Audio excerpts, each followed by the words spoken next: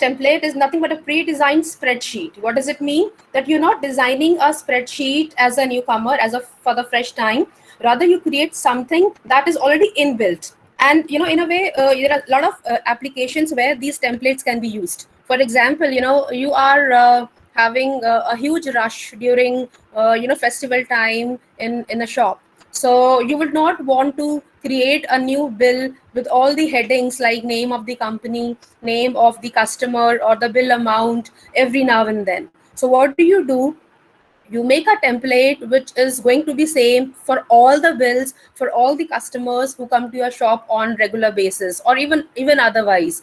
So what you have to do, you don't have to write the company name again and again, but you will have to write the customer name. You will have to write the things that the customer has purchased. You may have to write the bill amount or for the individual products in the bill, and then generate bill for each customers one by one. So template is nothing but a pre-designed spreadsheet that is already having certain same formatting and predefined formulas. So in this case, if by chance there is anybody who has to work on, say, bills, or he has to work on something which is going to be repeated on and off. In that case, that person, or maybe he doesn't know how to do simple or work on complex formulas or even write formulas. So it is for these people, and these people can easily just enter the data, very simple data like maybe the name or the amount or the number, and then create those documents very easily, right? And they are already integrated in the spreadsheet. So I will just tell you how to open that. So you go to home, you go to new.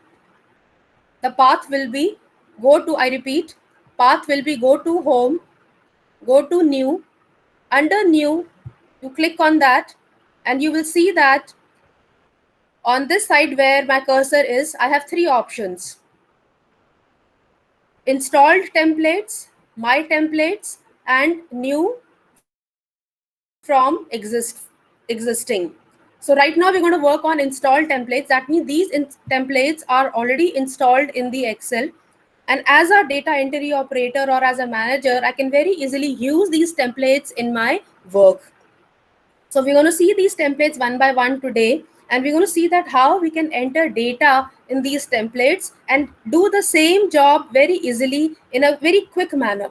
And you will actually see the usage of these templates, because many times it is not possible to make this draft again and again. For example, if I just open the first template, which is by the name billing statement.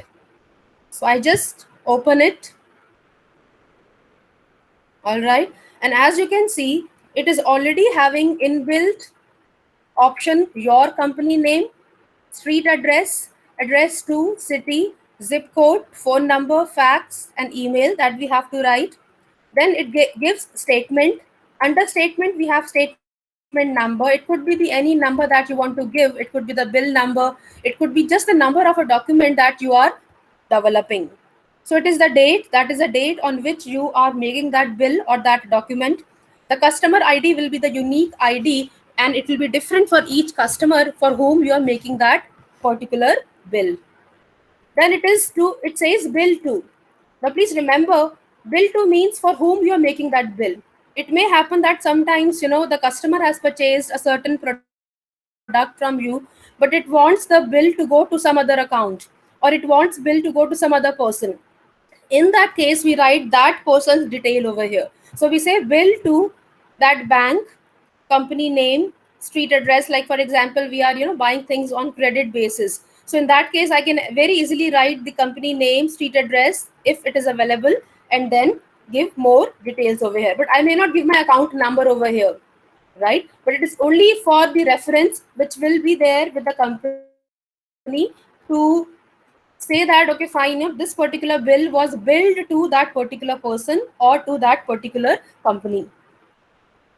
If we go further down, you will see that these fields are already there in the template. And the fields are date, type, invoice, description, amount, payment, and the balance. Now, when I make a change in this particular field, maybe say I just make the first entry, which is the date, So I just say randomly any date 2020. All right. Then I say, okay, fine, it is the sales bill.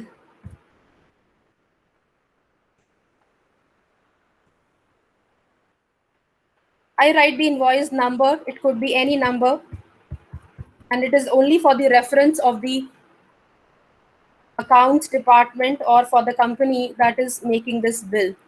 Description is the description of the product that we have purchased. It could be any that the person has purchased in a day. So I may say grocery items,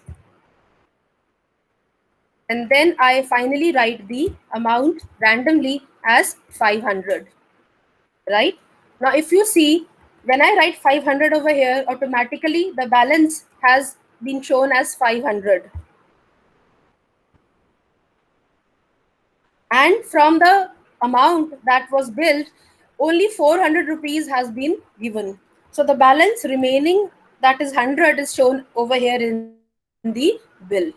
So this is a very simple statement that we have made for a customer, and it will actually show the amount that the person has to give, the total bill that he has to actually give in the for the product, and how much balance is still remaining against him. Now if you go further down, you will see that the same amount that you see as a balance over here will be shown over here in the other part of the template, which is nothing but the amount due. So over here, you can still again enter the customer name, customer ID, the statement number, and the date in which you have made that bill. So I can change the date because over here it shows the date is 17th, but it has to be 20th.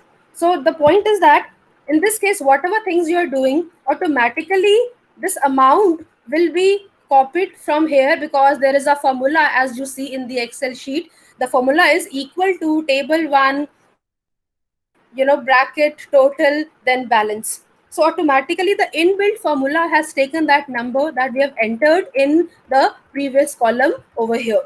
Similarly, I can also add certain rows in this, because definitely I would want to add more data and get more billing for the individuals.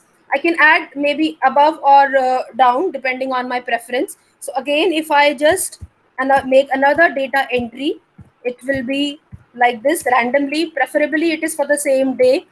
So again, it is sales bill. So I write that.